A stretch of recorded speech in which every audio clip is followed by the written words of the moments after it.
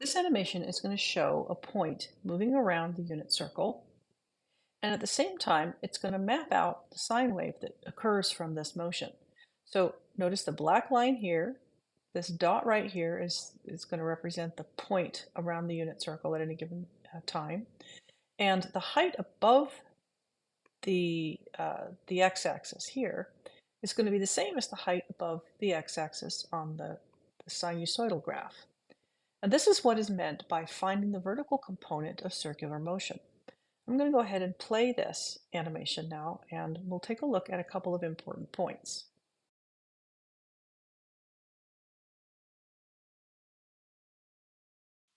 Here you can see the sine curve beginning to be mapped out. At the point at which I misinterpreted that point right there. The point on the unit circle is about half a unit above the x-axis. That happens at pi over 6. So when the input value is pi over 6, that in this direction, this is pi over 6, this angle is pi over 6, the height above the graph of the sine function, the sinusoidal graph, is going to be the same as the height above the graph around the unit circle. I'll keep playing. Now that we're outside the unit circle with our graph, we can see that at probably about pi over 3, maybe just a little more than pi over 3, the angle here is pi over 3. That means we're about pi over 3 out on our x-axis. And the height of the graph above pi over 3 is the same as the height of the y-coordinate at when the angle is pi over 3. That makes sense because sine is equal to y. Y is equal to the sine of t, right? That's how those are defined. And this is one of the reasons they're defined that way. If we go just, this is the point at which the coordinate pair on the unit circle is at its highest point. This happens when the angle is pi over 2. So if we go out pi over 2, see, pi is 3.14, so pi over 2 is a little more than half of 3, which is 1.5. So we're in about the right range here. At pi over 2, the angle pi over 2, our coordinate point, the y value of our coordinate point, is going to be at its largest value, which is 1. If we look at the sinusoidal graph, we can see that the point here is also, the graph here is also at 1, which is going to be its highest point. So what we're doing,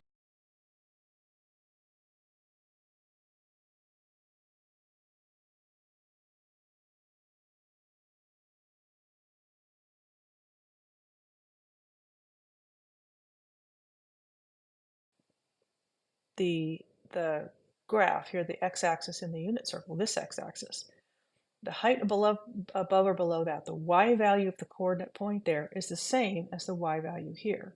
And that happens regardless of whether you're on the unit circle or whether you're in the algebraic sine.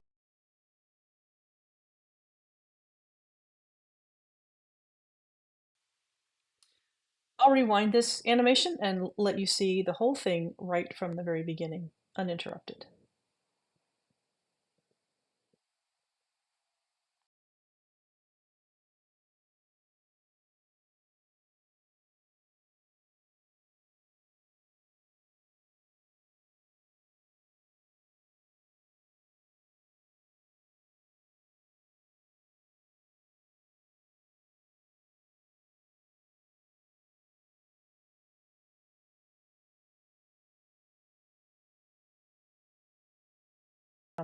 Literally come full circle.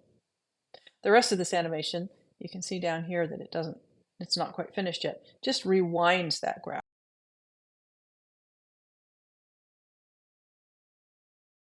It just kind of unwinds that same animation. The main reason for looking at this is that with the unit circle, it's really obvious to see that the height's only going to go up to 1 here. The y-coordinate will be 1 here and negative 1 here. And so our sinusoidal graph will reach a height of 1 here and negative 1 here.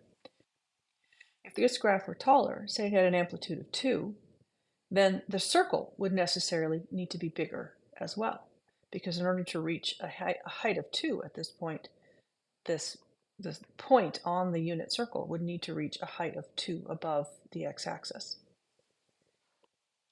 If this position here were your position on a Ferris wheel at any given time, then there's a pretty good chance that you would be above ground level. You know, the car of the Ferris wheel that you're sitting on is not going to be on the ground. Your seat is not going to be on the ground.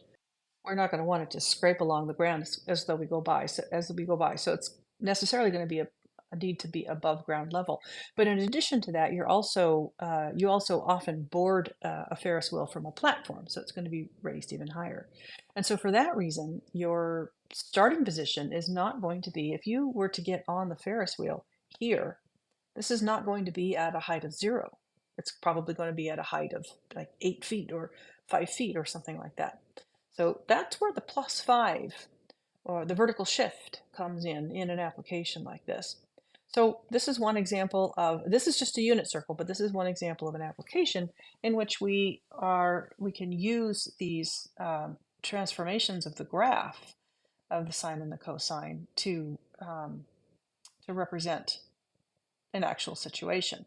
Another one is a spring attached to a board, and then with a weight hung at the bottom of it, it's going to bounce up and down. And if you just track the motion, it's just going to track a vertical line up and down. But if you track the motion over time, it will create a sinusoidal wave.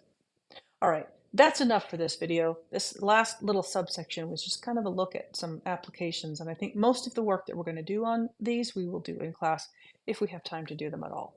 So that's it for 6.1, and I will see you in the video for 6.2.